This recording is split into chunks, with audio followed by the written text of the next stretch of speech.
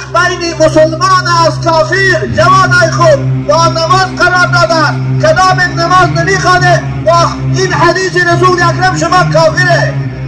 پیغمبر خدا میگن العهد الذی بیننا و بینهم الصلاة. فرقی که ما امت قرآن ما مسلمان ها را از کافرها جدا میکنن این نماز است. کافرها در پیشانیشان کافر نوشته شدگی نیست. برای چه باید کافر میگیم؟ برای که نماز نمیخوانند. از این سبب هر تاجیکی هم که نماز نمیخوانه وی هم کافر است. وی مسلمان گفته نمیشه وی تاجیک میگیم یا ازبک میگیم یا لقای میگیم یا امریکایی میگیم. کسی نماز نمیخوانه و کافر است. بنده که نماز نمیخواند وی با خدا رابطه ندارد.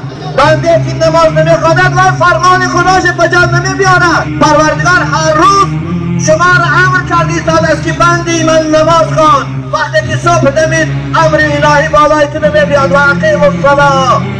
وقتی که پیشین درآمد با فرمان خدا بالای تو نمیبیاد و اقیم الصلاة. نماز عصر شد باز فرمان خدا تکرار میشود و اقیم الصلاة نماز خوان. تو در یک روز 5 بار فرمان خدا رو به جا نمیبیاری. چگونه شرط نداشته خود مسلمان بگیری؟ پدرای عزیز شما بچه هاتان 1 بار 2 بار 4 فرمه دمتان نگیرد از بحری همون بچه بیزار بشه. همون بچه را از خانه پیش میکنه. برای چی خدا شما را از بندگیش محروم نمیکرده؟ مگر شما محتاج خدا محتاج شما هست؟ حضرت مولوی میگد خوب گوید الحمدلله جلد خنزیری به من تا نگشتم آدمی در بین انسان به نماز. ای شرمنده ها ای خدا زده ها خوب از شما بهتر است. خوب حمد خدا رو میگونه که پروردگارا من خوب کردی. من در نظر آدم ها بسیار بدنما کرده نشان دادی اما الحمدلله که به نماز گم نکردی. فهمیدی ساده گپی منه؟ این حکم خدا است. این حکم پیغمبر است.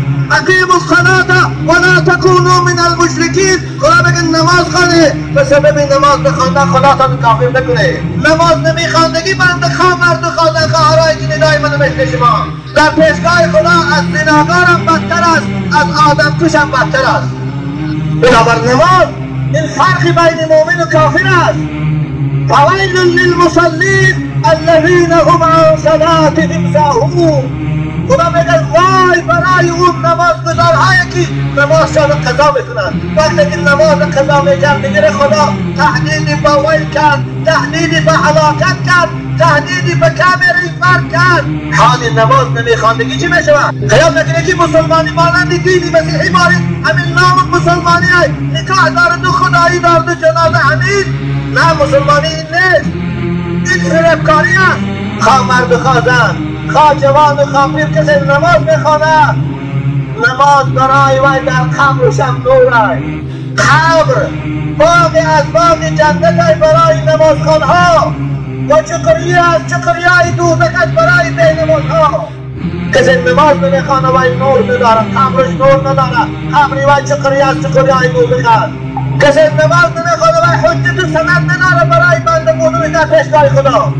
کسی نماز نمیخوانه وی از دوزخ نجات نمییابد. نجاتی نمییابد. و این بی نماز اگرچه بچه ایشان است، اگرچه بچه مخزوم است، اگرچه داداش ماماش نماز خوان بود خودش بی نماز است. رسول اکرم گفت و کان یوم القیامه مع فرعون و هامان. روز قیامت همراه فرعون است، همراه هامان است، همراه قارون است، همراه ابی بن خلف است. اگر شما این 4 نفر نشناسید به نمازها شما روز قیامت همراه زید ده، همراه ستانی ده، همراه کلبرگ ده، همراه انگلیس ده. شما همراه اونها هستی. 5 وقت نماز. ای ناجوان مردا 24 ساعت خدا در اختیار شما داد. 12 ساعت شب، 12 ساعت روز. این 5 وقت نماز اگر شما وقت جدا کنه 10 دقیقگی وقت میشه 50 دقیقه بشه. یعنی 1 ساعت در 24 ساعت شما بندگی خدا رو میکنه. 23 ساعت در اختیار خدا هستی. مگر همین 1 ساعت هم بندگی نکنه سزاوار هستی. خدا بندگی خدا کنه. شرم نمیداره. شرم نمیداره از همین خدا